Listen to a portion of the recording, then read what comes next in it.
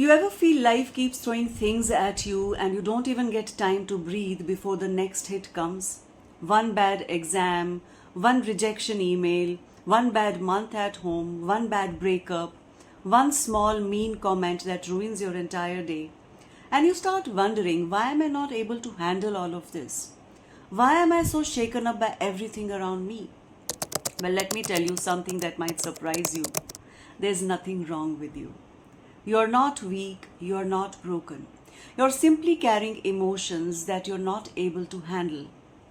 So today I am going to help you understand how to turn your stress into your strength, not by becoming tough or something, but by becoming emotionally resilient. So let's begin. Let's first understand what is emotional resilience. Most people think resilience means not feeling anything. So that's why you keep getting this advice: don't cry, be strong, move on. But none of that is resilience, that is emotional shutdown.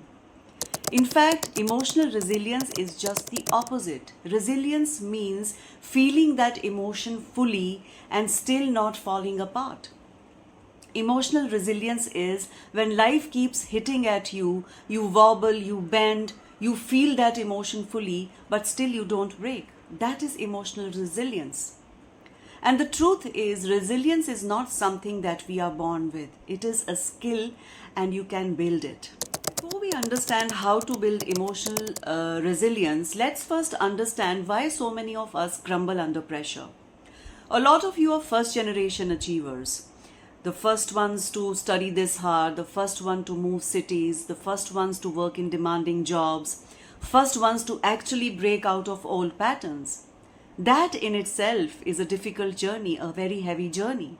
And on top of that, you have grown up in a world full of constant comparisons. Everyone's highlight reel is right in your face. Everyone seems to be doing better than you. And so you start deep down, you start questioning yourself, am I good enough? Am I enough? And when stress hits a mind which is already in self-doubt, everything becomes even more difficult. So my advice to you, if you feel overwhelmed so easily, be gentle with yourself.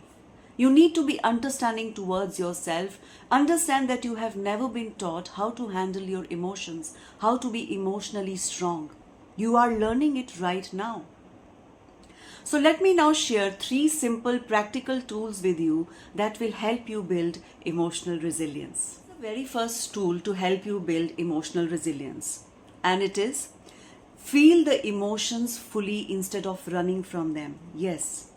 If something hurts you, something happened that hurt you, a failure happened, a breakup happened, somebody rejected you, what most of us will do is we will just numb that emotion. We will try not to feel that bad or sad emotion. So we will switch into distraction mode. We either start scrolling reels endlessly, or we start eating more food, or we start overworking, or we start pretending that we are okay. Don't do that, because that is not going to help. Instead, you need to sit and breathe. Feel that emotion fully. Emotions are like waves. They rise and they fade out too. So when the emotion is rising, sit down just for 5 minutes, feel that emotion fully, because when you honestly feel that emotion, it takes the pressure away. So it is important that you feel that emotion fully, because when you feel the emotion completely and honestly, the emotion loses all its power, all its control over you. So the emotion that you feel is the emotion that gets healed.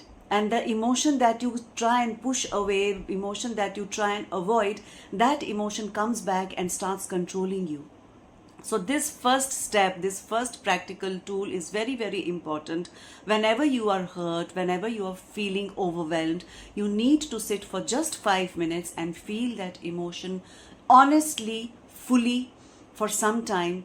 Breathe and just let it be, because it is like a wave. It will rise and it will fade on its own.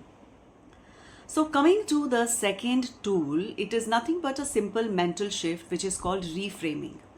Now, whenever different kind of stresses happen in our life, we attach a story to every stress that happens. Something like, this always happens with me.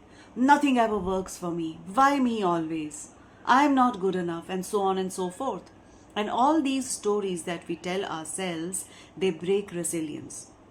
So the only way to build resilience is to reframe these stories, replace the why me with what is this trying to teach me?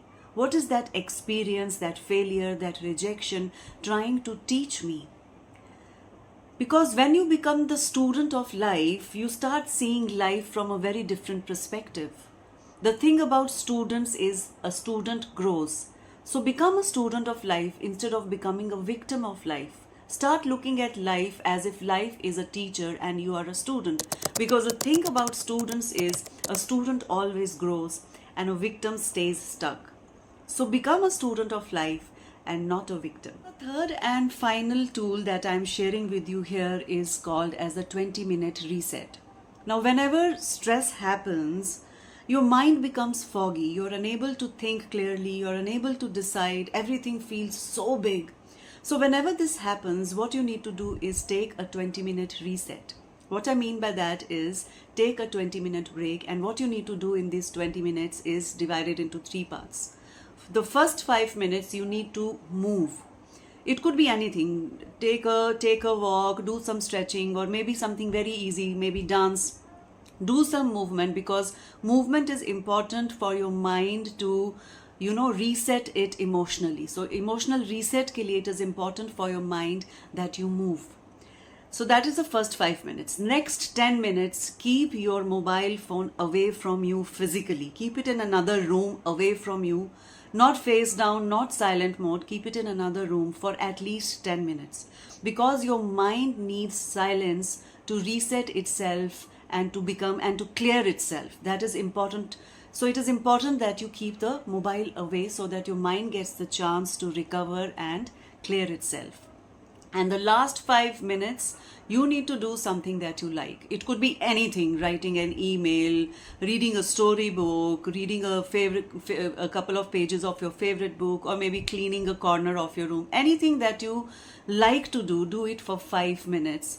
Do something that is not taxing on your brain, something that really makes you happy and joyful. Do that for 5 minutes. So total 20 minutes ho gaye hamare. So this is called as a 20-minute reset. This 20-minute reset is very important, because when you are moving, when your body is moving and your phone is not screaming, clarity returns to you and your mind starts feeling quieter and calmer and peaceful again. So here's what I want you to remember. You are stronger than what you think you are. You have survived 100% of your worst days. So first of all, you need to give yourself credit for making it so far despite all the challenges. Tell yourself, well done. Pain hurts. I know it hurts, but pain also teaches. Pain also helps build courage. It helps build wisdom. It helps build depth. That is resilience. The strongest of us break at some point or the other in life. So resilience does not mean that you are unbreakable. Resilience means learning how to rebuild your life. So whenever next the stress happens in your life, try the 3 tools that I shared with you today. Feel your emotions fully, reframe all your stories, and take a 20-minute reset. And you will realize that slowly and steadily your emotional strength starts growing quietly, consistently. And you will realize that you don't respond or react to things the way you used to earlier. You don't break the way you used to earlier. You will realize it. I really want to thank you today for listening to me so far, and I'm really proud of you for listening to this today. I'll see you around.